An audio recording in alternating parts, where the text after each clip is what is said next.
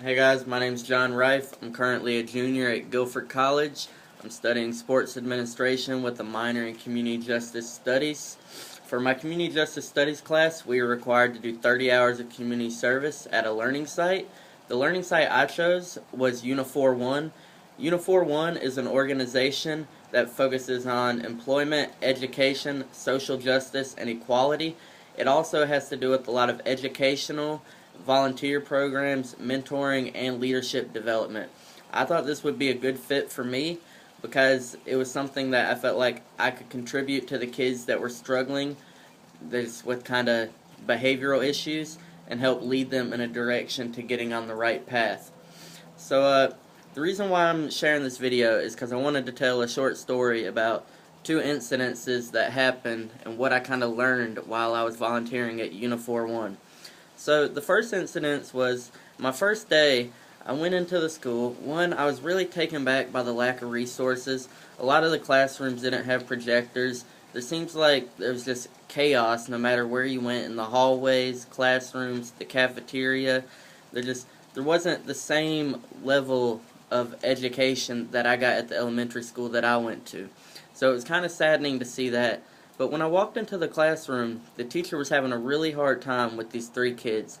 They were all cussing each other out, kind of yo mama jokes, pushing each other, running around the classroom. So two of them she got to listen, and the third one was really giving her a hard time. So I kind of went over to him and was like, "Hey man, how you doing? My name's John." And all he said was, "Don't effing touch me." And the thing that kind of really made me think about that was it wasn't that like I caught him off guard or I came across mean to him.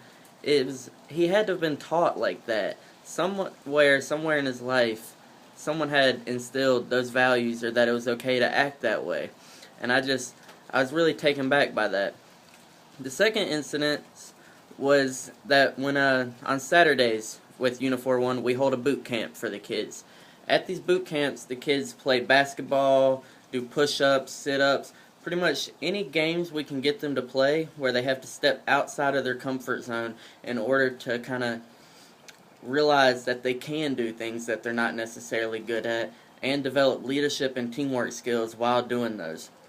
So there was one kid that initially we said we were going to play basketball. He was super happy about it, hadn't really played basketball too much.